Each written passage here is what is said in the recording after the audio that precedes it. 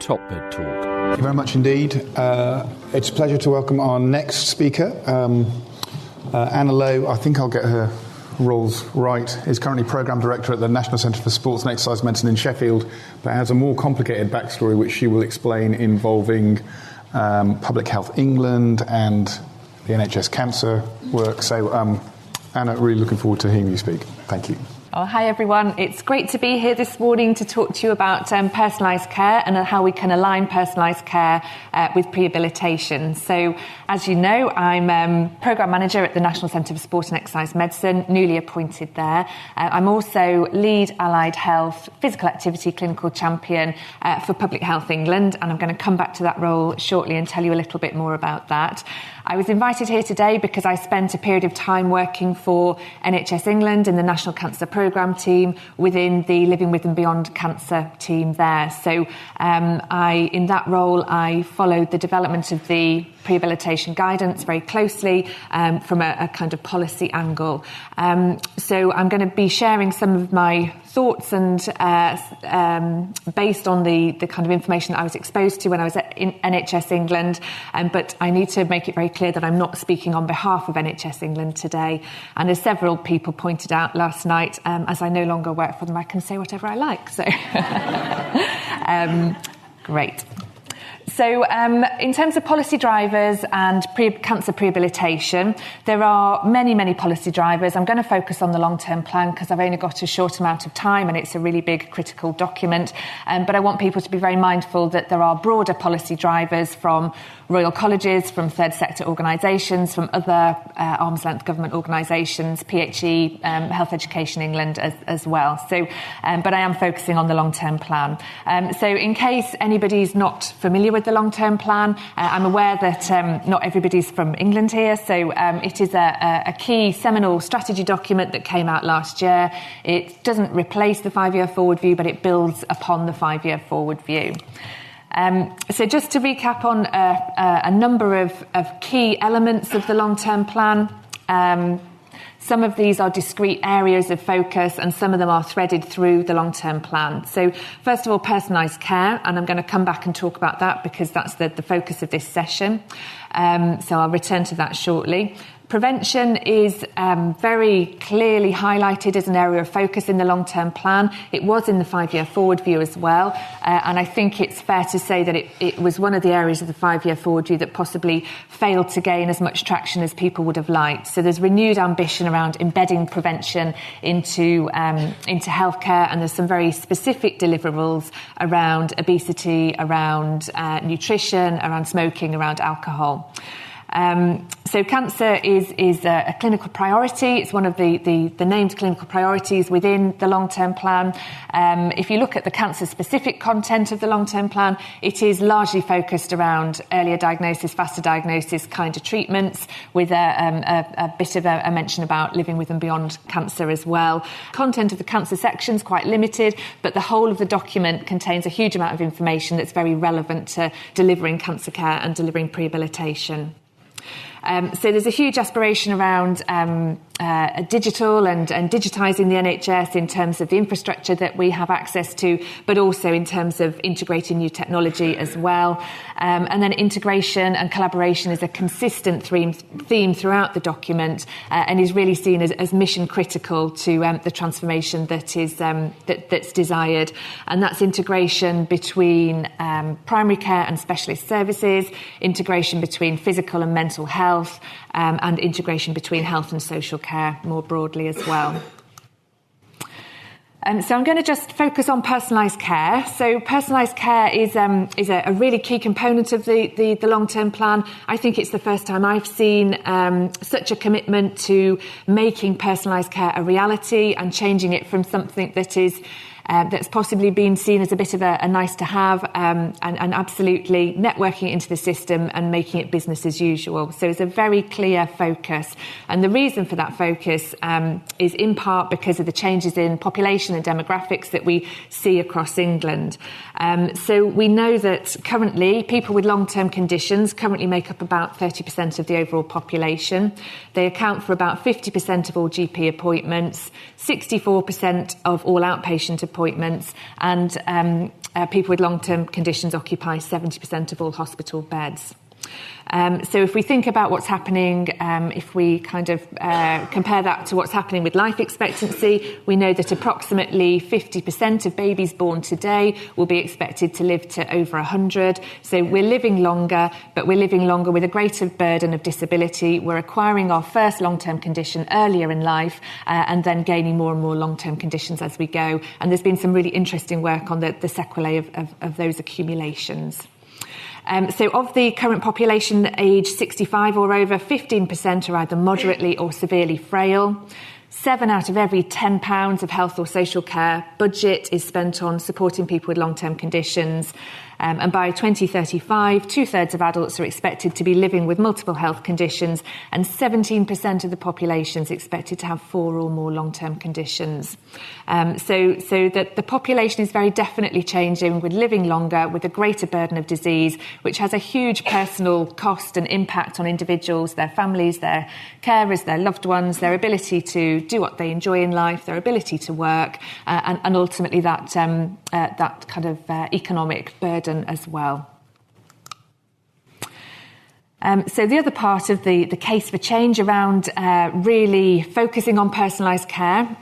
So there's a statistic that's come out of a document that I'll show you shortly.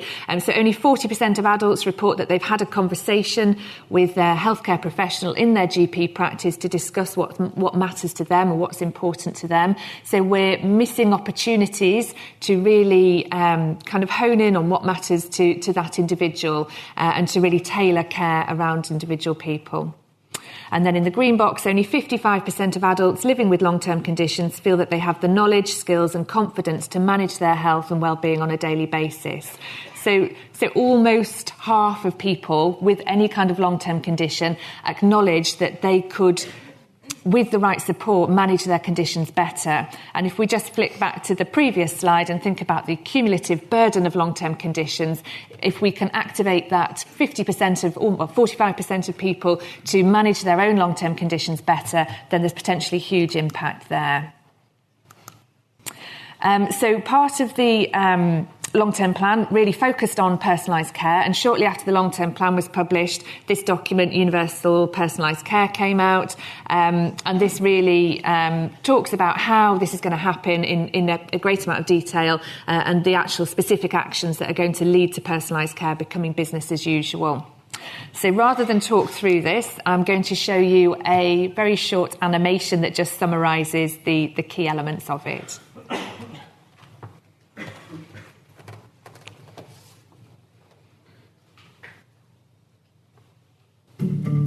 What is personalised care?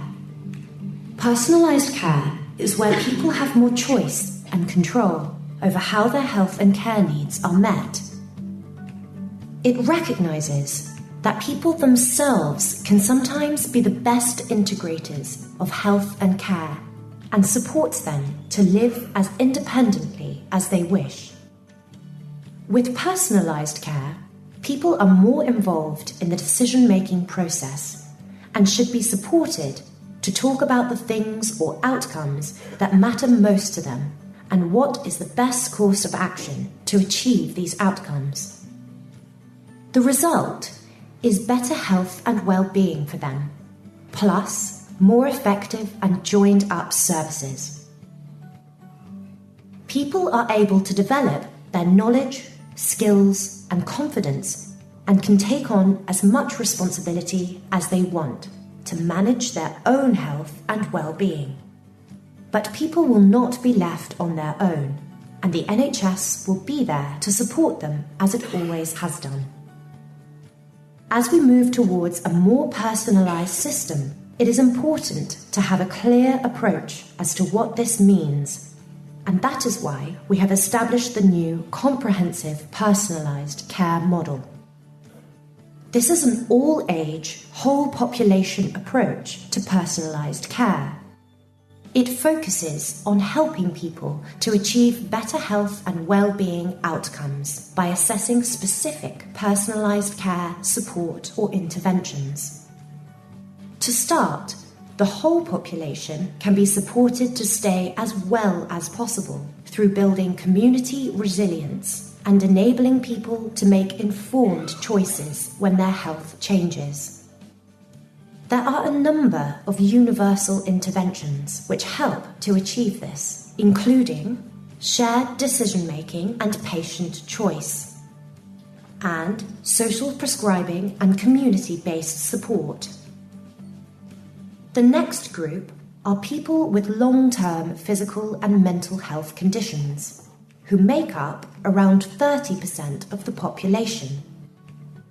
A personalised care approach supports these people to build knowledge, skills, and confidence to better manage their health and well-being through a series of targeted interventions, in addition to the universal interventions. These include personalised care and support planning, and support to self-manage, which includes health coaching, self-management education, access to peer support, and use of the patient activation measure. The third group are people with complex needs, who typically have multiple long-term conditions and who make up around 5% of the population. A personalised care approach provides intensive specialist interventions to empower people and integrate their care and support so as to reduce unplanned service use. These interventions include the targeted and universal interventions, as well as personal health budgets, integrated personal budgets, and integrated personal commissioning, which enables people to take direct control of the resources available for their health and care. Acknowledging people as experts in their own lives, health and care not only adds value to people's lives and experiences, it creates value for the taxpayer and better integrates the system around the person. The comprehensive personalised care model demonstrates how this more personalised approach can become a reality.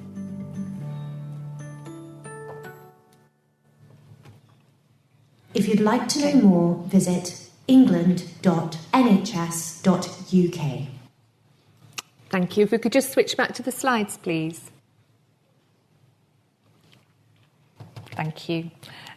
So hopefully there's some very clear parallels between the aspirations around personalised care and how prehabilitation's being organised and planned and delivered. At a kind of face value, the fact that both the stratification model is key to both prehabilitation and to personalised care, really demonstrates a commitment to moving away from this one-size-fits-all type approach to really have a better differentiated offer for patients. I've got a couple of quotes here that I think really sum up some of the overlap and some of the synergy between prehabilitation and personalised care. So the first one is from Macmillan. I think it came out of some of the insight work that was early on in the development of the prehab guidance. So prehabilitation helps you pick, edit and contribute to your own cancer story, so you have your own ownership and don't just feel you are being done to. So I think that's incredibly powerful, and it shows that the desire to have control and to be able to influence your own care in its planning and its delivery. And then the second one's from the personalised care document. So personalised care means people have choice and control over the way their care is planned and delivered based on what matters to them and their individual strengths, needs and preferences. So really a big move away from the one-size-fits-all, asking the patient what matters to them and tailoring care around them. So I just wanted to talk for a moment about some of the things that I think are really relevant from the work that I've done from my role at Public Health England. So I'm a physical activity clinical champion for Public Health England. This is one of the programmes that Sarah touched upon. It's a parallel work stream to the Moving Medicine piece of work that we've just heard about. So there's a national network of clinical champions. There's about 25 of us, and our remit is to deliver physical activity training to as many health and social care professionals as we can possibly get our hands on. So between the 25 of us, we've delivered training to over 20,000 health and social care professionals now. I've personally delivered training to over 1,000.